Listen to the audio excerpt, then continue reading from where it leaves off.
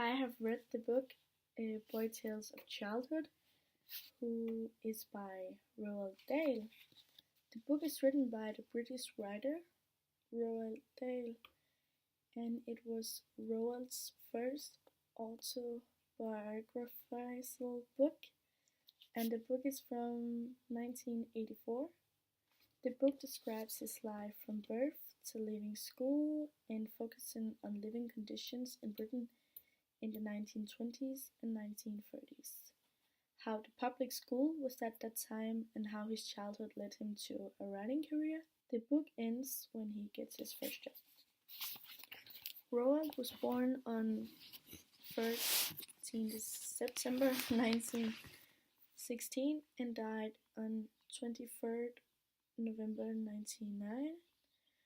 Roald's father, Harold Dahl, and his mother, Sophie, were Norwegians. When Harold was 14 years old, he broke his arm, and the doctor mistaken his broken arm for a dismembered shoulder. So the doctor tried to fix the shoulder, but the arm was so damaged they had to amputate from the elbow and down. And in Harold's first marriage, he got 2 kids with his first wife, Mary. Mary died shortly after giving birth to the second child. And after that, Harold married Sophie, which is Roald's mother. Roald had a brother called Oscar, and they were really close and wanted to start a company together, but ended up going separate ways. Oscar moved to La Rochelle, while Roald stayed in Cardiff. Roald's sister Astrid died at age 7 of an infection, and only a few weeks after his sister's death, his dad Harold died of sickness and grief at age 56. And when Roald turned 6, he went to a school called Elm Tree House Primary School in Cardiff, which is a boys' school. But he don't really remember much because he only was there for a year.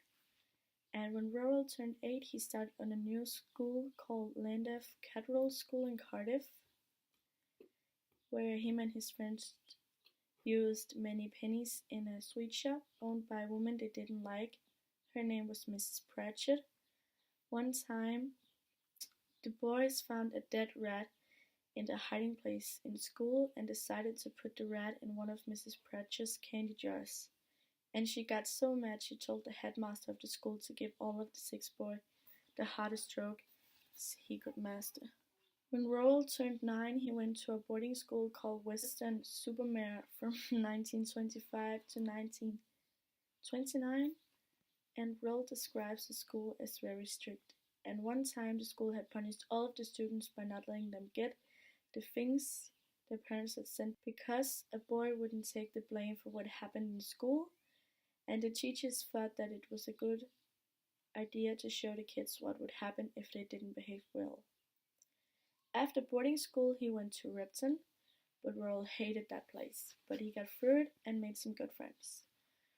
And then he also got his first job, and he worked for Shell. And later he became a great businessman and traveled all over the world. I'm going to read from page 20. In 1920, when I was still only 3, my mother's eldest child, my own sister Astrid, died from appendicitis.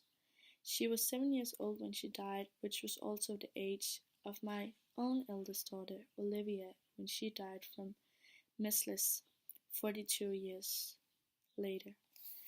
Astrid was far and away my father's favorite. He adored her beyond measure, and her sudden death left him literally speechless for days afterwards. He was so overwhelmed with grief that when he himself went down with pneumonia a month or so afterwards, he did not much care whether he lived or died.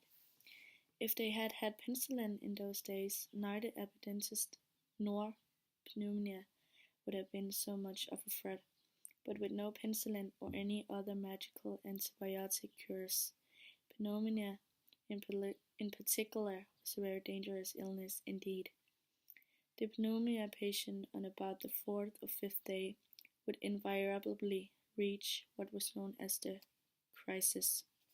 The temperature soared and the pulse became rapid.